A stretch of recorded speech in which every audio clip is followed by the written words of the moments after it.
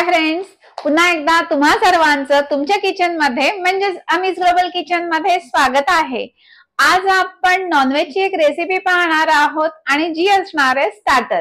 चला तर पटकन रेसिपीला सुरुवात करूया। आता खिमा समोसा बनवण्यासाठी मी इथे पहिल्यांदा ड्राय खिमा बनवून घेणार आहे।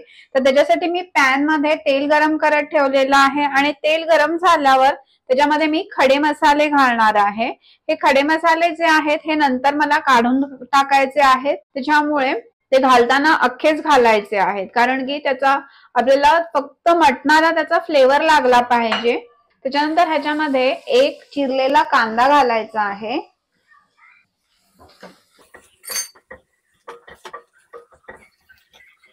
कांदा सॉफ्ट होईपर्यंत खिम्याला आले लसणाची पेस्ट लावून घेणार आहे आणि त्याच्यामध्ये मीठ घालणार आहे।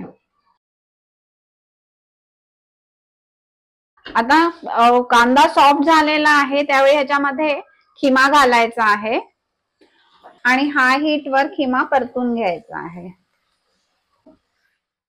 खिमा परतल्यानंतर खिम्याने त्याचा रंग बदललेला आहे आणि खिम्याला पाणीही सुटलेलं आहे। ह्याच्यामध्ये मी कुठल्याही प्रकारचं पाणी ऍड केलेलं नाहीये आणि आपल्याला खिमा जो आहे हा पाणी न टाकता शिजवून घ्यायचा आहे। आता मी खिम्यावर झाकण ठेवणार आहे आणि हीट लो ठेवायची।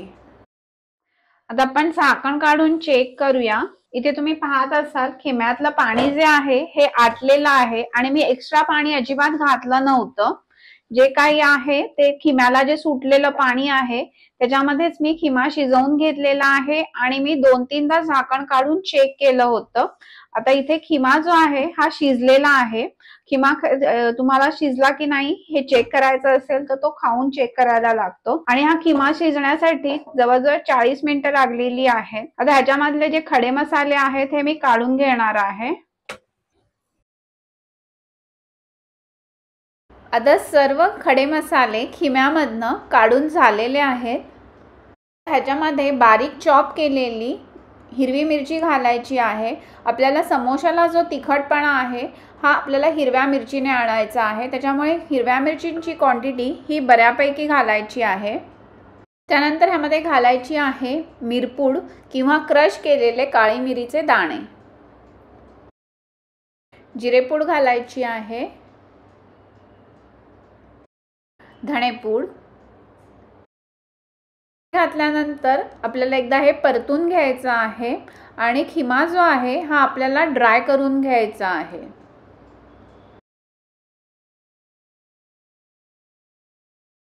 आता खिम्यामधलं मॉइश्चर बऱ्यापैकी कमी झालेला आहे आणि तो कोरडा झालेला आहे, त्यावेळी ह्याच्यामध्ये घालायची आहे बारीक चिरलेली कोथिंबीर। त्याच्यानंतर ह्याच्यामध्ये पुदिन्याची पानं घालायची आहेत, तीही मी चॉप करून घेतलेली आहेत आणि हे सर्व घालून पुन्हा एकदा परतून घ्यायचं आहे, कारण की कोथिंबीर घातल्यावर आणि पुदिना घातल्यावर त्याच्यामध्ये थोडं मॉइश्चर असतं, तेही आपल्याला कमी करून घ्यायचं आहे। पुदिना आणि कोथिंबीर परतून झाल्यानंतर हीट बंद करायची आहे आणि हीट बंद केल्यानंतर ह्याच्यामध्ये आपल्याला कांद्याची पात घालायची आहे।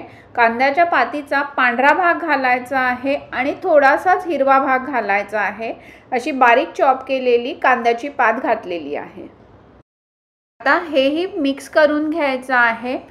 हीटमुळे कांद्याची पात जी आहे ही सॉफ्ट होते, कांद्याच्या पातीला पाणीही सुटत नाही। त्यानंतर ह्याच्यामध्ये घालायचं आहे बारीक चॉप केलेला कांदा आणि कांदाही ह्या मिश्रणामध्ये मिक्स करून घ्यायचा आहे। हे दोन्ही पदार्थ घालत असताना आपली हीट ऑफ असली पाहिजे। त्यानंतर हे एकदा व्यवस्थित मिक्स झालं की आपण मिश्रण थंड करून घेणार आहोत। आता मिश्रण व्यवस्थित थंड झालेलं आहे आणि ह्या ठिकाणी मी समोसे बनवण्यासाठी बाजारामध्ये रेडीमेड समोसाच्या पट्ट्या मिळतात त्या घेतलेल्या आहेत आणि ही समोशाची पट्टी चिकटवण्यासाठी मैद्याची पेस्ट बनवून घेतलेली आहे। इथे मी एक पट्टी घेतलेली आहे आणि पट्टीचं खालचं टोक हे वरच्या बाजूवर दुमडलेलं आहे, जेणेकरून त्याच्यामध्ये त्रिकोण तयार होईल आणि त्रिकोणाचं वरचं टोक हे त्याच बाजूवर त्रिकोण होईल अशा पद्धतीने जुळवून घ्यायचं आहे आणि खालच्या टोकाला मैद्याची पेस्ट लावायची आहे। त्यानंतर आतमध्ये त्याचं कॅव्हिटी तयार होते आणि त्या कॅव्हिटीमध्ये आता मी सारण भरणार आहे। सारण भरताना अगदी कमीही भरायचं नाही आहे आणि जास्तही भरायचं नाही आहे, त्यामुळे जास्त भरल्यामुळे समोशामधनं ते फुटून बाहेर येण्याची शक्यता असते।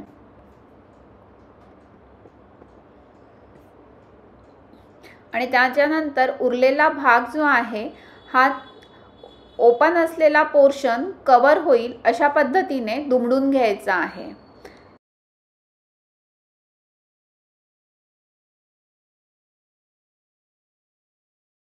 त्याच्यानंतर उरलेल्या बाजूंवर समोशाची पट्टी फिरवत जायची आहे आणि पुन्हा एक त्रिकोण उरतो त्या ठिकाणी मैद्याची पेस्ट लावायची आहे आणि तो पोर्शन आपल्याला समोशावर चिकटवून टाकायचा आहे।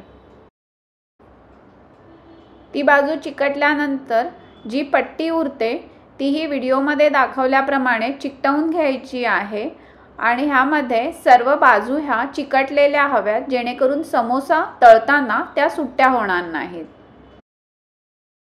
आता इथे सर्व समोसे बनवून तयार झालेले आहेत। इतक्या मिश्रणामध्ये तुमचे 25 ते 30 समोसे आरामात बनतात आणि हे समोसे आपण स्टोअरही करून ठेवू शकतो। आता मी ह्याच्यातले काही समोसे जे आहे हे स्टोअर करणार आहे। त्याच्यासाठी मी इथे काचेचं भांडं घेतलेलं आहे आणि त्यामध्ये आपण समोसे व्यवस्थित रचणार आहोत। हे समोसे आपण डीप फ्रीजरमध्येही ठेवू शकतो किंवा तुम्हाला जर का लगेचच दुसऱ्या दिवशी तळायचे असतील तर तुम्ही नॉर्मल फ्रीजच्या सेक्शनमध्ये ठेवले तरी पण हे समोसे 2 दिवस तरी आरामात स्टोअर होतात।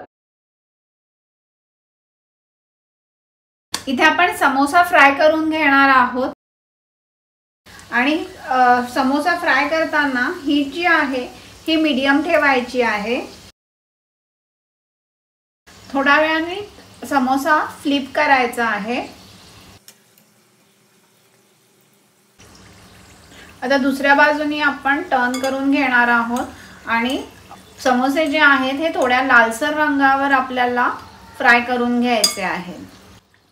आता समोसे छान लालसर रंगावर तळून झालेले आहेत आणि मी आता हे काढून घेणार आहे। मी हे समोसे तळण्याचा टाइम इतकं परफेक्ट झालेलं आहे की आता बाहेर पाऊस पडतोय। बाहेर पाऊस पडत असताना ह्या गरमागरम समोस्यांचा आनंद घेणार आहोत। अशाच नवीन नवीन रेसिपीज तुम्हीही घरी ट्राय करत राहा आणि अशाच छान छान रेसिपीजसाठी अमीज ग्लोबल किचनला सबस्क्राइब करायला विसरू नका। आणि उरलेले समोसे मी फ्राय करून घेणार आहे। आता समोसे तळून झालेले आहेत। दिसतानाच हे किती टेम्पटिंग दिसतात। तर ही रेसिपी तुम्हाला आवडली असेल तर लाईक करा, शेअर करा। आता आपण समोसा जो आहे हा कट करून पाहणार आहोत। ह्या आवाजावरूनच समोसा किती क्रिस्पी झालेला आहे ह्याची कल्पना येते आणि आतलं स्टफिंग ही समोशाच्या प्रपोर्शनमध्ये व्यवस्थित आहे। हा टेम्पटिंग असा समोसा तुम्हीही बनवून नक्की पहा।